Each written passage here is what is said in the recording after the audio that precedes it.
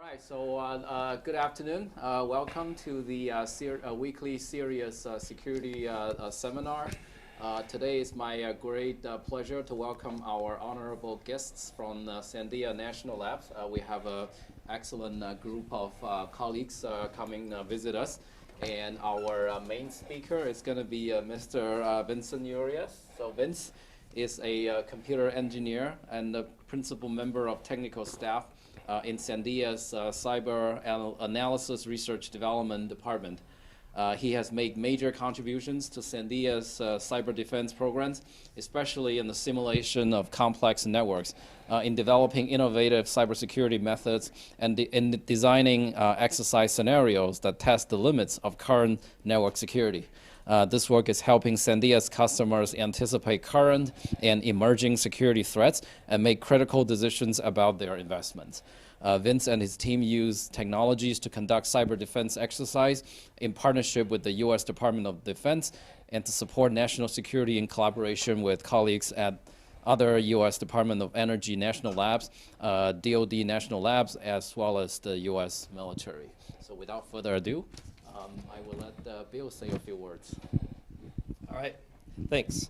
So my name is William Hart, and before Vince gives his technical talk about cybersecurity work at Sandia, we thought that we would provide some background about Sandia and show you a brief video that provides some context about what's it like to work at the labs. So Sandia is the largest of the Department of Energy's national laboratories. Historically, it's been responsible principally for engineering and maintaining the safety of nuclear weapons. But in the last couple decades, Sandia's mission has evolved to support a very wide range of national security programs for the U.S. government, one of which is supporting cybersecurity through a variety of different programs for DHS, the Department of Defense, and for the Department of Energy as well. So with that, I'll show you a quick video, and we can proceed to Vince's talk.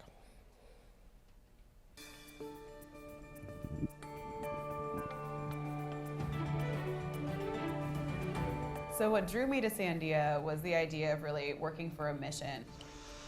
I really wanted a career where I felt like I could be improving the world in some way.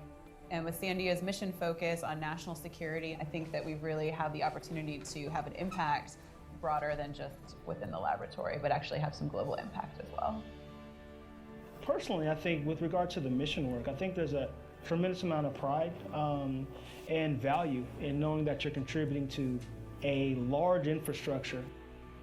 Our mission is exceptional service in the national interest.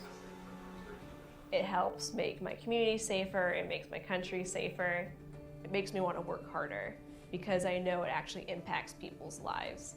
So we do work in terms of chemical and biological defense, disaster preparedness, of course nuclear weapons, radiological detection, cybersecurity, and just a whole host of different problems. You see the impact of your work on a daily basis. The work that we do is tremendous, and it is underpinning a lot of the national security and our safety. And so I'm proud to be a part of that. Contributions that I make are directly related to tangible things that relate to the nation. I've been able to have a lot of freedom to pursue the type of work that I find interesting. At the laboratory, I'm always being given the opportunity to address a new challenge, answer a new problem, work for a new sponsor, and learn new things. It's important to be able to evolve because you change, your interests change, your strengths develop, and Sandia provides the flexibility to adjust to every twist and turn. I'm excited about working here because personally, I'm very motivated by learning new things and also solving problems, particularly problems that have significant impact. And in this environment, I have a very rich set of R&D problems that I can work on and try to solve. We get to play with the newest, greatest technologies. We get to integrate technologies from various areas into the national security realm. I've seen some of my work be deployed around the world, and it's humbling and it's an amazing experience to have the opportunity to contribute to a solution that has such widespread effect. The sheer amount of talent that we have at Sandia is staggering. We get to work with great colleagues who are experts in their fields. So really it's about pulling people from different backgrounds, different skill sets, and really finding that right team. Being able to come here to Sandia and feel part of a larger community was a big deal to me. From the get-go, I felt like people knew who I was, were interested to know my background, but more importantly, wanted to integrate me into the team very quickly. I really liked the focus on professional development and how much Sandia invests in early career professionals. It's hard to replicate the stability and the benefits that you get from working here. I feel like I determine my destiny. I determine my success. If you're interested in a rewarding career, working with great folks, cutting edge technology, then Sandia is a place that you should strongly consider.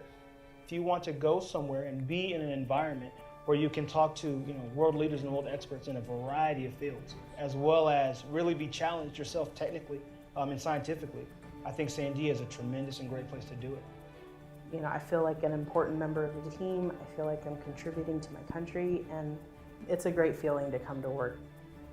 I want the world's greatest and brightest minds here so that we can work together and come up with new and better solutions. The reason I get up every morning to come to Sandia National Laboratories is to have high impact. I know that when I go home at the end of the day, I have accomplished something that's going to be bigger than myself.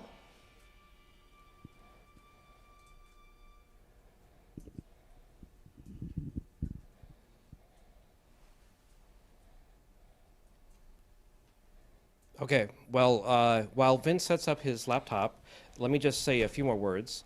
So my job is a partnerships manager working with Purdue University. So Sandia has identified Purdue as one of a select group of universities that we want to develop deeper partnerships with.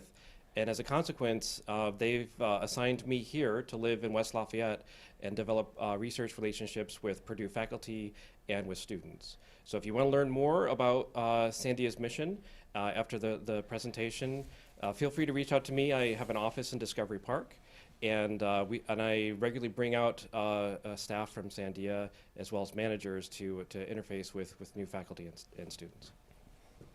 All right, with that, I'll pass it off to Vince and Will. Also introduce Will Stout real quick. Will's critical part of the team. He keeps me honest, keeps me on track, and he's a great asset. The team. You want to talk a little bit about your background? Sure. My name is Will Stout. I've been at Sandia for about 4.5 years now. Everything in there was true to a point. True to a point. Before coming to Sandia, as a DoD guy, so I ran DoD active duty type things in the communication, cybersecurity domain. At Sandia, I continue on, but now I'm delving more into the research and development aspect. So my background is primarily networking, software-defined networking, delving into some cloud space, delving into some IoT as well. Awesome. So hopefully this will be an interesting talk. I like lots of feedback. I tell lots of jokes. I'll pick on people. But we're going to talk a little bit about network deception and some of the research we've done over the last four years now on how we look at network deception as an emerging field, as an emerging technology to help understand threat intelligence. If we jump in, we'll just tag team it. Sure. So we'll talk a little bit about introduction motivation, the environment itself, and then sort of the differentiating factors of the technology, and then we'll walk through some awesome use cases, and then conclude. Right. And if we have time, there's video. There's video at the end if we have time. But yep. I also speak very quickly, so feel free to say I don't make much sense. I like laughter. It's okay. It's okay to laugh. It's okay. I swear. All right, so deception as a whole, right, has existed for years and years and years, right? There's been lots of prior art in this field, in philosophy, in the military, in countless areas. And as a whole, it's also existed in computer network defense, right? So things like honeypots have existed. I think I'm not here to talk much about theory or background or doctrine in this area, more application use cases. So I'm very operationally focused individual and talk a little bit about my background as we go through this, but it's like, how do you build tools? What are the tools that are available to analysts and to network defenders in order to aid them in doing their job? So So we contend, deception is a powerful concept that has been underutilized by network defenders. There's a lot of contemporary tools that are not sophisticated enough to deal with the threat actors that we see today.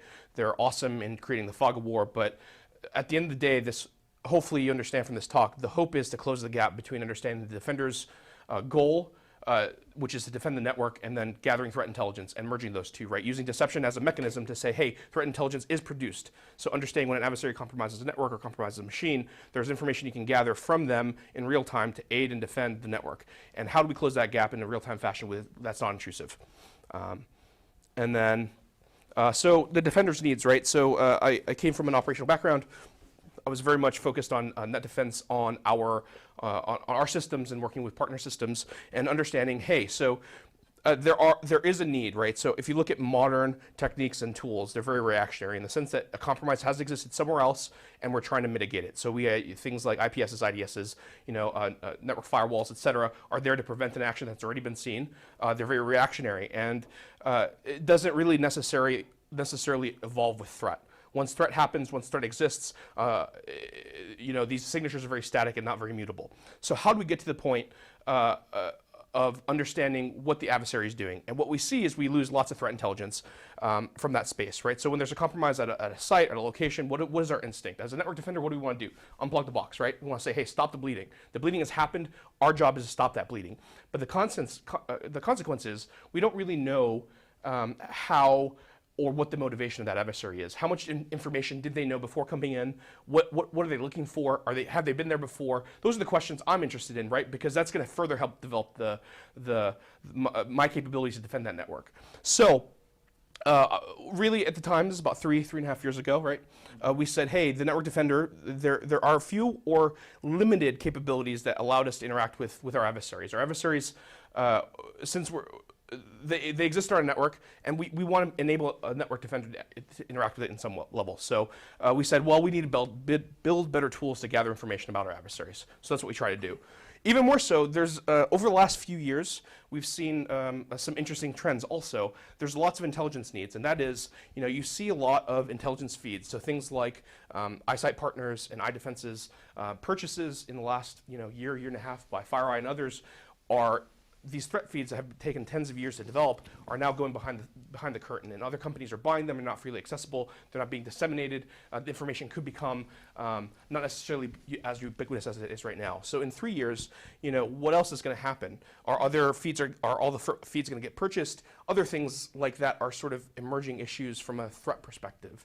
And on top of that, we're saying, hey, is there a way to sort of create a custom profile, custom set of tools to proactively defend my network and ask questions about the security posture of my organization in a very tailored fashion. So, about in 2015, there was a report released by Gartner, and then this is to me is some set of validation about the techniques and information that we've been producing. And they said, deception in this Gartner report, deception is an emerging field, and they believe by 2025 that. By 2025, they're going to see that deception as a technique is going to be operationalized and used by about 20 to 25% of the community in order to help protect the network. This is a basis for, yes, sir? On your deception procedures, are you looking at the capability of being able to pretend that nothing has happened on a network and then shift all your traffic to another one and conduct business there? That is one mechanism. So we'll be walking through like 3 or 4 different operational modes, and that is one way, is that you have the operational network here, and then using SDN and a couple other strategies, you can move them to another network that exists and coexists at the same time and let them continue the op within that environment. But yes, sir. Again, right, there is significant opportunities in advanced threat detection, and there's a need for actionable intelligence. And if you read the report, but there's lots of gaps right now. If you look at the commercial field, they're emerging as there are emerging market leaders, but there's still a lot of deficiencies. And they even claim that you need to be able to develop and synthesize actionable intelligence. There's lots of different places. So they map to, again, in the Gartner report, they map to different parts of the cyber kill chain. And they say there's different ways that you can live within that space. And as we go through the presentation, we'll talk about some of how we live and coexist across most of the space in order to sort of successfully mitigate threat. So some more motivation, right? So if you think about it, common IT infrastructure is built off of predictability, right? We want common configuration management, common patch management. The infrastructure has, in order to have hygiene, you have ubiquity, you have homogeneity, and that's actually what's being used and leveraged by our adversary in order to maximize their opportunity within our environment. So if they can compromise one box, it's likely they can compromise multiple boxes. On top of that, our contention is that we can exploit this understanding and exploit this expectation of homogeneity through cloud and virtualization technologies and say, hey, there may be things that change and you may not know about them. So through deception, right, there's lots of things we can do, and we'll talk about how, from a mindset perspective, we want to do a lot of things in order to change the asymmetric nature of how we see threat today. Very much so, they pop a box and they can break any window within a house and they can get in and steal our information, right? That's one approach, right? So the hope is that we can do things like devalue the information that they're gathering, increase the difficulty attack, expose their intent, limit the scope of the attack, introduce doubt into their minds when an attack happens, and say, hey, so when an attack is going on, if you use an exploit, if you try to exfil data and things don't work, what is the issue? Is the issue with my device? Is the issue with my capability? Is the issue with the network connection? There's a lot. The hope is to change and introduce work somewhere in their life cycle in order to help us change the asymmetric nature of the attack. Whew, sorry. I also drank a Monster, so I'm speaking very quickly. But so there's three focus areas that we focus on, and part of it is, we take a very systems approach to things, right? So you try to introspect and understand what's going on in the endpoint, understand and change the mutability of the network, and then the environment itself. So how do you create an environment such that you can have things like highly virtualized, highly complex environments with traffic generation, and then tailor that to the operational environment that you exist in. So the environment itself, for me, the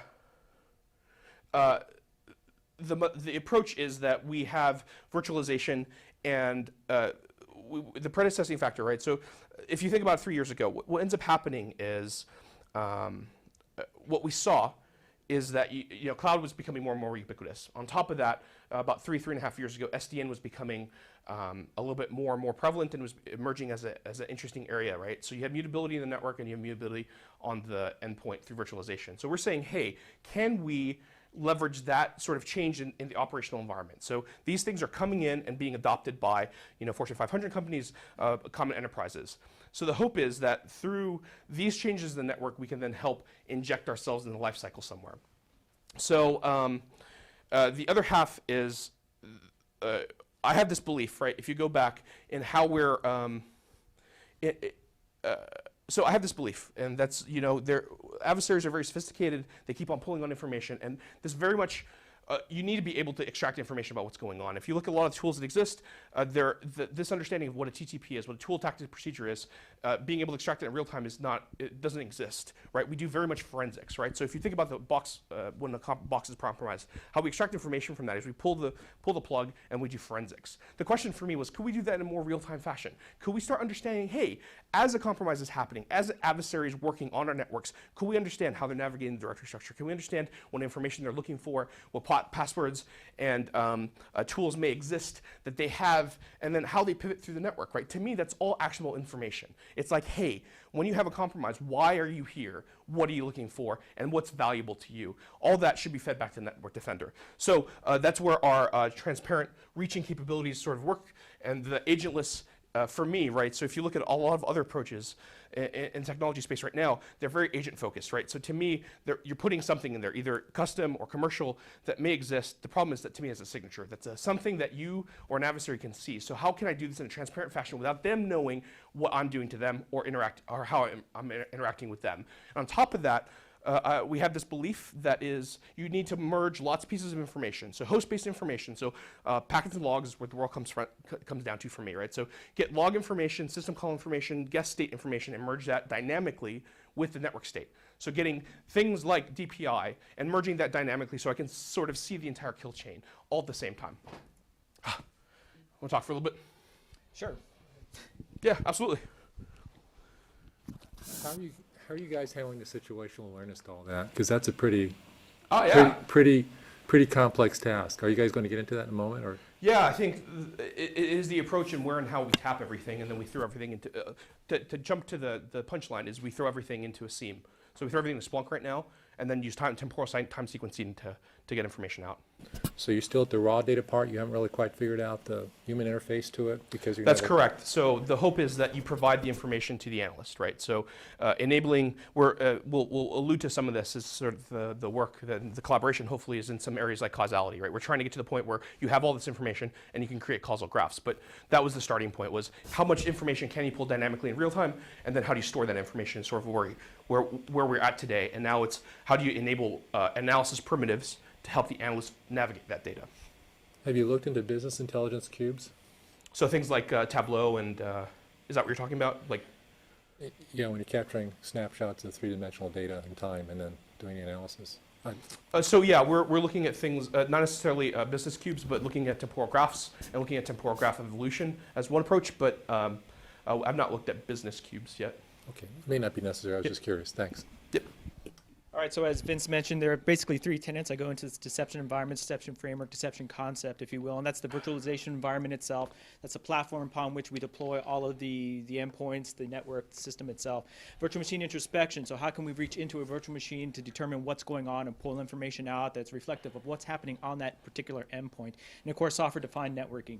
How can we change the state of the network? How can we change the perspective of the network, either given from the endpoint, that is the user of the network, or if someone is going into the network to attack? How can we change all that perspective in real time while still maintaining things like TCP connections, so that these breaks or these changes in the network from an operational network to a deception network aren't necessarily noticed by those people in the network or attacking the network?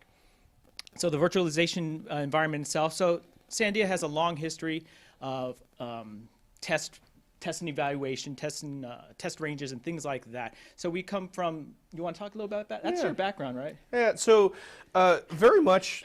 Keep it this so long. very much, if you think about it, we come from OT backgrounds. So how do you do operational tests in some meaningful way? How do you emulate system state so you can understand vulnerabilities? Things like that. And from that came a series of technologies that we've evolved over the last decade. And starting with live virtual constructed system modeling and then extremely high density virtualization. How do you represent and create both services, networks, and all the underpinning that you could say, oh, let's build. So for instance, something tangible. Let's build Purdue, right? Let's build Purdue's network ground up. So given sensor information, let's say hosts, operating system information, service information, account information. How could you build all of that in real time without having an analyst in the loop? And we built a whole platform around that. We called sort of the platform and the technology Emulytics, which is the art of emulation and analytics together. And so we can start reasoning. And the reason for this, the reason we built this is, there's really no science around cyber right now, and the lack of science around cyber really causes a lot of non-determinism and lack of knowledge. So through experimentation, much like a lot of other basic sciences and how they evolved, we believe that that's one way we can start reasoning about the system. So we did a lot of stuff around this, right? So we did a lot of rehosting and how do you do hardware in the loop, extremely high density. So we have a series of technologies focusing on, hey, let me boot 700 Windows boxes on a single commodity blade. So changes to scheduler, into memory, to context switching things, right? It's awesome stuff. On top of that, we want extremely high, fast boot times. So I don't want to wait 15, 20, 30 hours to boot 10,000 virtual machines. I want to be able to boot that in 5, 7, 10 minutes. So leveraging all of that, we also said, hey, can we also automate the ability for us to represent and discuss and encode how a network is specified. So build a whole language around that. So saying, hey, this is what a network, how we represent services in that network, how we represent operating systems, how we represent sort of links and nodes, routing infrastructure, and then create and boot all of that in an autonomous fashion. So that was the underpinning of this. So we started this about 3 years ago, and that was the foundation, right? We had a great ability to say, hey, we can build these cool networks that are highly representative, that people like red teams and blue teams interact with. Can we use the same technology and say, can we deceive an adversary with it? So that's where we started. Any questions so far? I know I'm speaking quickly. You guys seem super enthused. I see lots of eyes on phones. That's okay. All right. So thank you, Han, for laughing. I appreciate that. I laugh a little bit. So the virtualization environment. So this is basically a view graph that displays everything that Vince just said. How we go about creating these high fidelity virtual environments. We don't have to get into the depth of this. in the interest of time. So let's move away from the environment. Let's start to look at virtual machine introspection. And kind of went over that, glossed over a little bit what virtual machine introspection is. Let's get down into the nitty gritty here. Okay, so with a hypervisor, can we go in through this hypervisor? And there are some solutions here that already exist for virtual machine introspection. We would like to take a different approach, and a lot of the reasons are here. I mean, the APIs exist in some of these hypervisors to do some, not remedial, but basic, yeah, some more basic type of virtual machine introspection. But you can see right here on the right side these rings, right? So you have to pass through a couple different rings, the context switches, which involves some overhead in trying to gather information out of these virtual machines. So we said, well, let's take a different approach. Let's just build a rootkit, essentially a hypervisor rootkit that goes directly into the hypervisor, so we don't have to worry about that. We can live in kernel space, pull the information out directly to minimize the impact on that virtual machine. And the reason for that, right, is if you think, tools exist, right, LibVMI, Zen Access, a variety of other tools, right? But when we're talking about rings, right, the challenge is computationally, right? In order for me to get the get VMI in and out of the virtual machines, it's computationally expensive, right? So if you think about how much data we want to pull, imagine if you want to pull everything, every system call, every binary, every executable that was ever loaded into that box in real time. There's great tools out there, however, they're not built for that. They're built for very targeted questions. They're saying, hey, I want to build, I want to gather, this specific system call, or I want to access, get all, file I/O primitives off of this system. And we said, hey, let's take a different approach and say, if I could I pull everything from the virtual machine and then store it somewhere? Mm-hmm. So that's what Will is alluding to. Yeah, exactly. So the idea is like, let's get all the information and data first, and then we have it, let's reason about it. But we have to have everything first, because you can't go back in time at that point, right? You have to have everything right there and then. So the initial idea, you kind of went over this, I kind of went over this, is that VMs run until a virtual machine requires a VM exit. That's the act of the virtual machine requesting access from the hypervisor to some type of resource that the hypervisor provides from the operating system, the underlying operating system. So that is what we hook. Yes, sir. Have you guys done a Pareto analysis to figure out the 20% you need to gather that might make 80% of the difference? Because this is a wide open world. Sure. Yep. Yeah. So no, we have not. I think we've worked in lots of different spaces and using sort of commercial tools and said, let's fuse that. So you think of things, lots of tools provide data, right? So IPSs, IDSs, firewalls, host-based information like host-based agents. We said, it goes back to my comment about the science of cyber, right? So we don't know, and we don't know how to reason about a lot of things. And so I agree we need to get there and to sort of do the analysis to say what is the most valuable information to reduce the cost of both storage and I/O to search this information. But we've took the other approach, which was let's gather everything we can and figure out what's important, right? Because the challenge for us is, especially as a network defender, there may not be a sensor necessarily that indicates that this is a compromise, right? So how do I investigate that, and how do I create causality and relationships off that data in some meaningful way when I may not know that exists? So as we run experiments, right, we learned a lot as we worked with red teams, right? It's like red teams are very creative, adversaries are very creative. And when I say, let me just look at file I/O, or let me just look at this specific thing, it's interesting. You can evolve and find a specific system call that may be a trigger that gets you to another point that creates a causal relationship between, file access, network access, and exploit. So that's the reason why we decided to say, let's take the kitchen sink and see if it's possible first. Right. And we've been subtracting features over time. So we've noticed that like certain things are just congesting and being super noisy when we pull out all the data, and we take them out because it may not be adding any purpose. But the option still exists. Okay. So I'm going to pick it up a little bit. Sure. So at a low level, what can we get out of hooking the VM exit handle? So we can pull out things like system calls that are directly relevant to the virtual machine itself, but we can also pull out more targeted things like Windows functions and things like that, as well as injecting things back into the virtual machine. So it's a two-way road in that respect. So how do you protect the hook? I think that's very critical. Sure. And that's one of the research questions that we have as well, right? I think, one of our papers, we look at that, the cloud paper, we look at that. So yeah, we want to be able to protect that. If somebody, there are all types of different attacks. So if someone does like a breakout attack and they want to get into that, that could definitely be a problem. But that's an open research question for ourselves as well. Yeah. How would you protect the hook? There are ways. Yeah. Mm-hmm. Okay, so why do we go the path we wanted to? So our VMI is based completely on KVM, the kernel virtual machine hypervisor for the Linux systems.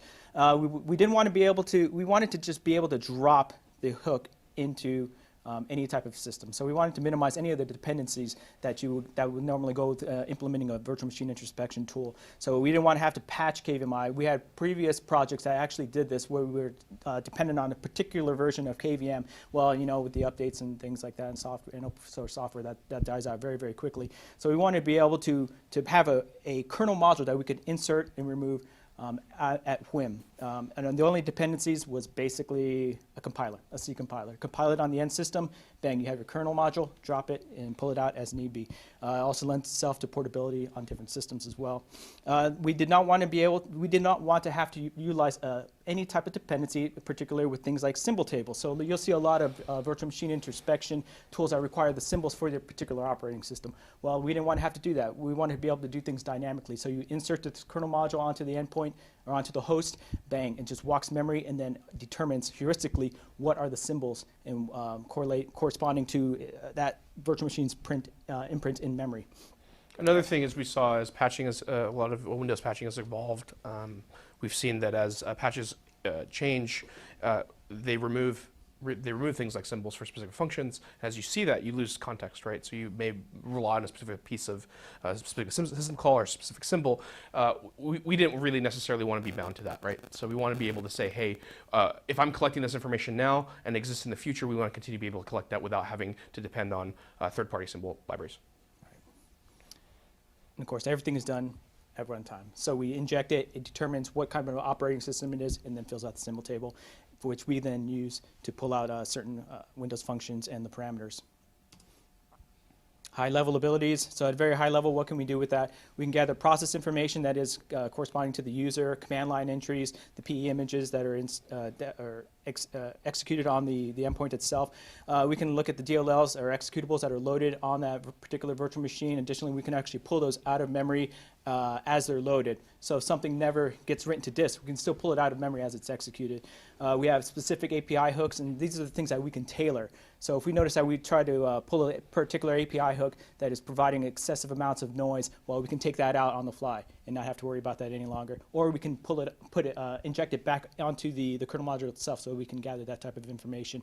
We can run arbitrary functions within the virtual machine, primarily to do things like redirection, and if we have time, we can look at a couple of demos there. And of course, we can input, so we can put commands into the virtual machine to change some things about the state. And again, this is all agentless, right? So this is coming from the hypervisor, so these aren't necessarily originating within the virtual machine itself. So if somebody's on the virtual machine, all of a sudden their system time starts changing, they're not going to notice that it's coming from a particular agent. It's actually transparent to them.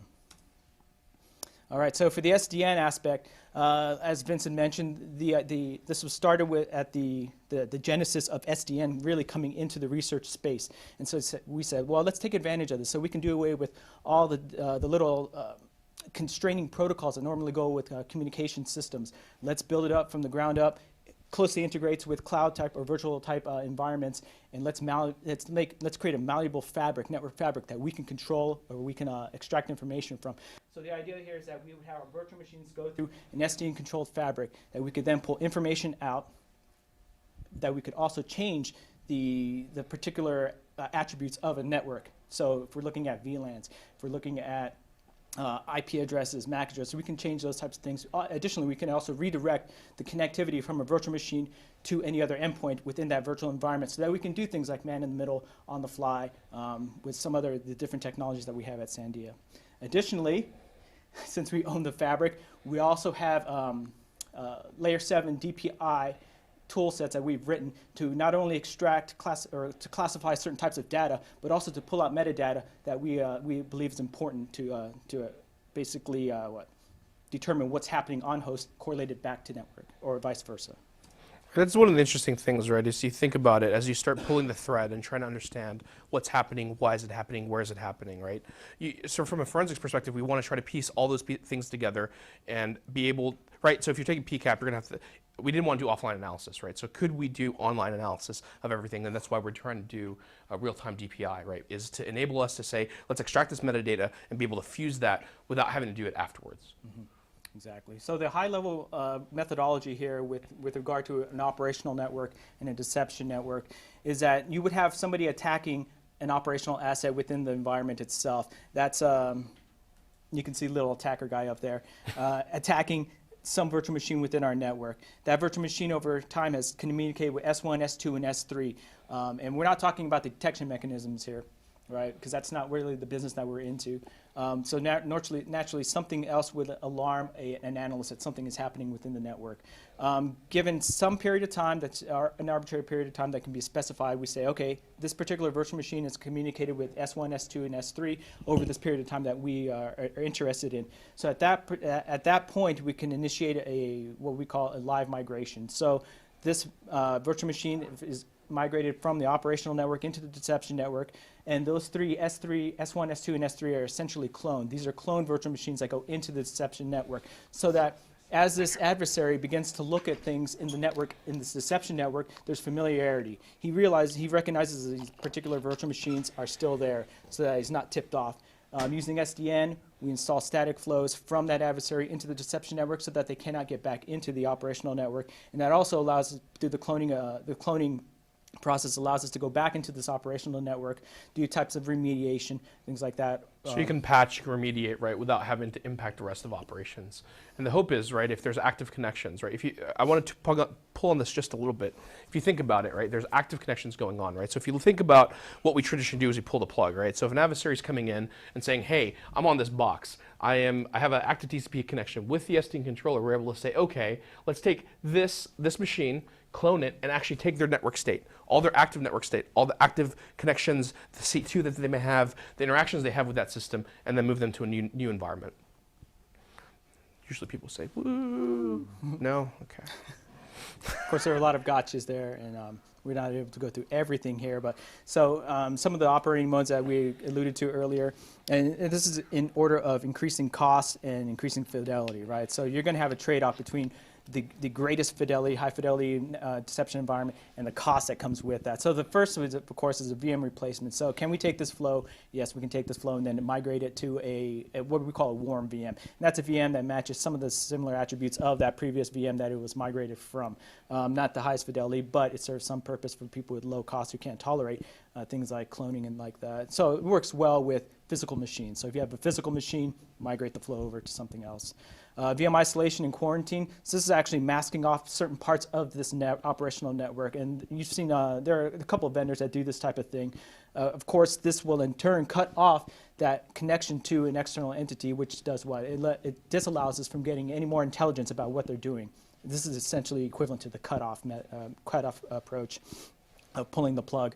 The next level up is service, forking and service migration. So this is the idea of cloning virtual machines, right? Cloning virtual machines into a network, or a subset of the network is cloned to provide this high fidelity deception environment. And the last, of course, is running parallel deception networks, high cost. So this is lockstep, having virtual machines that are completely in lockstep with an operational network. High cost, but again, this does provide the greatest amount of fidelity for a deception network.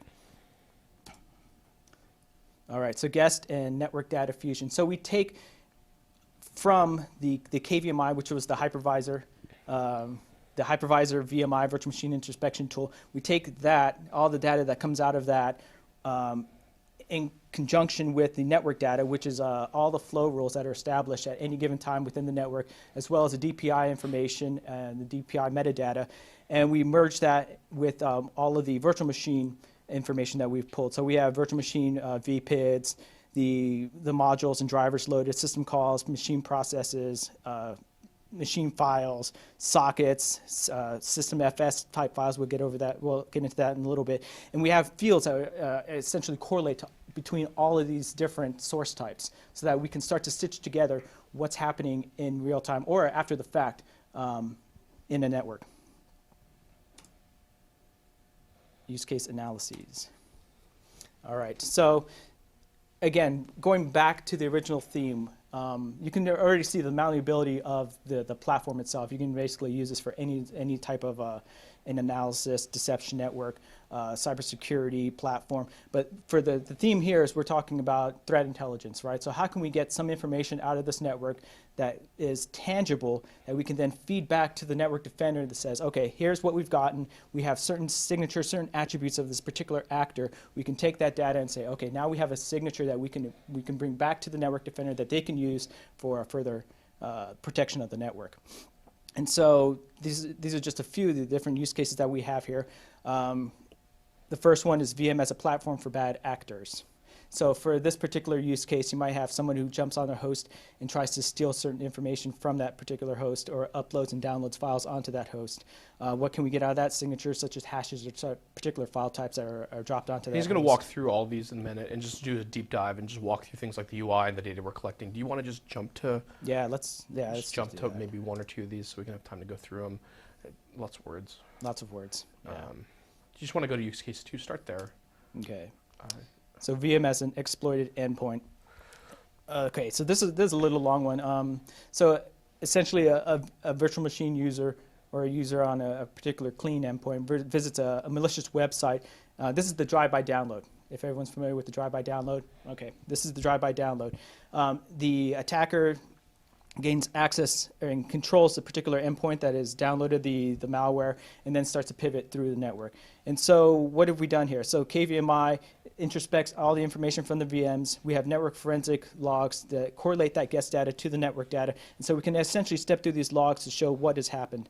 Not all the log data is here, but enough is here to show what we're looking at. So the first one is an administrator logs into a vulnerable workstation and visits a phishing website. And so this is all canned, but the website is attacker.com, and so we can see that within the DPI log, we've extracted the metadata particular to a DNS request, this attacker.com, and we've also got the IP address that goes along with it.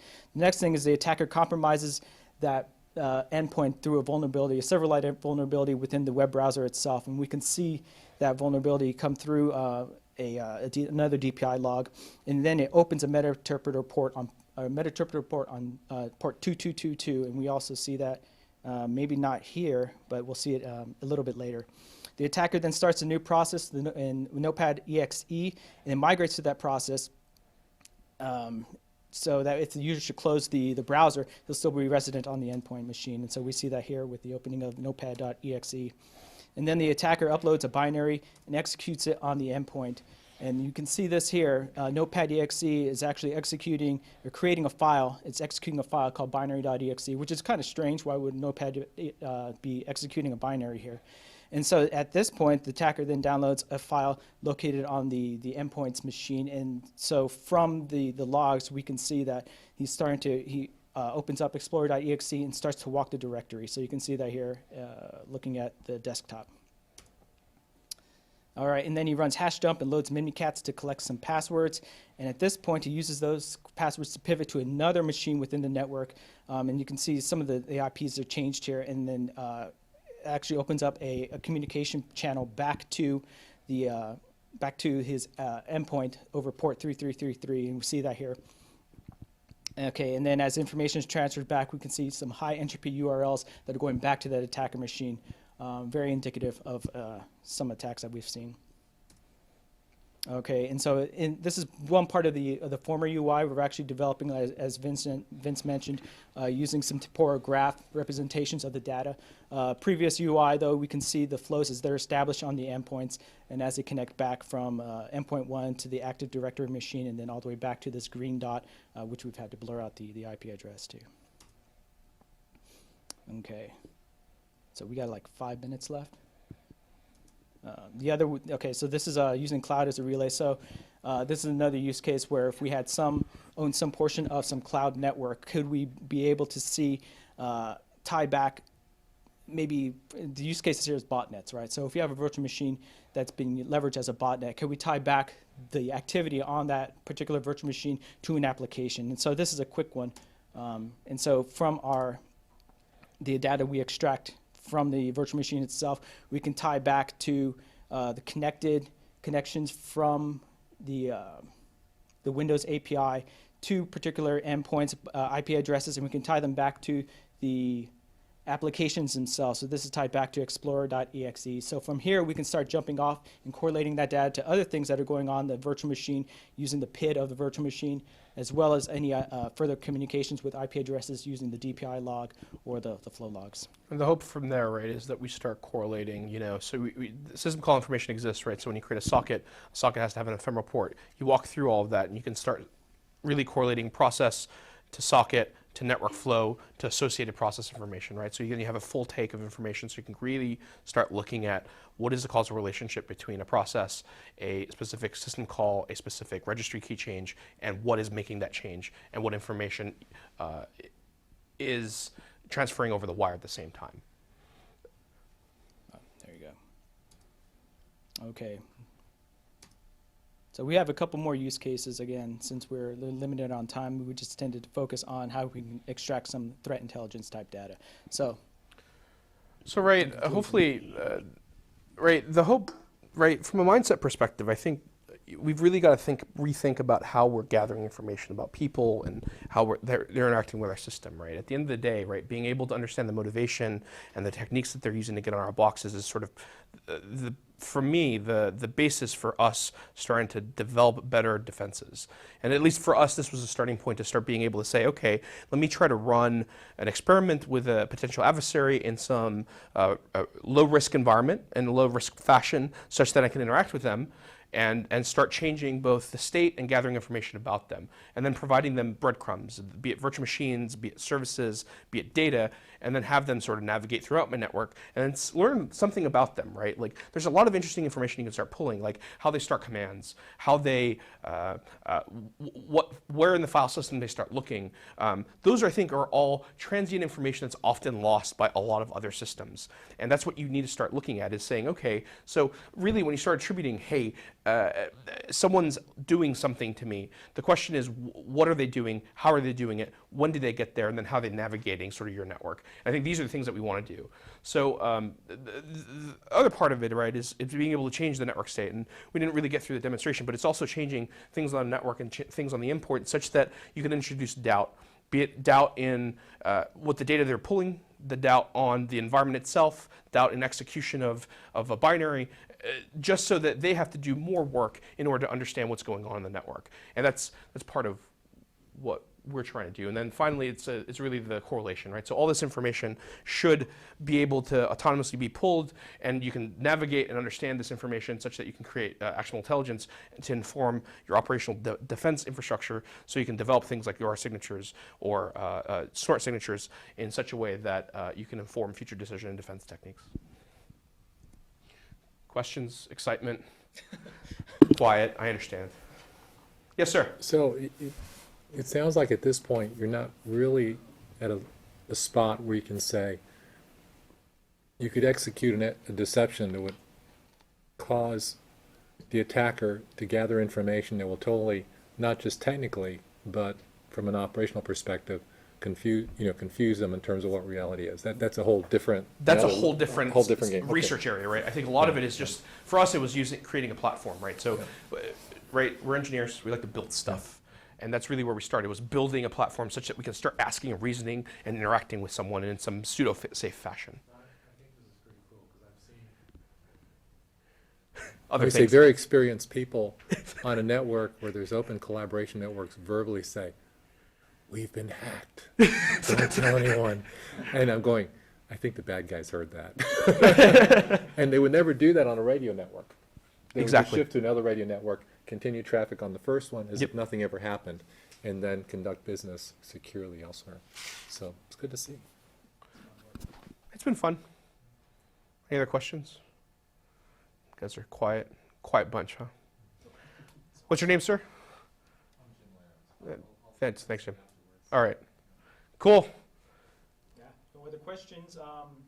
Sorry we didn't get to the videos. They're pretty interesting videos. So maybe another day, another time. Thank you. Sure. Yeah. You can definitely come up, or we can hang around here. Yeah.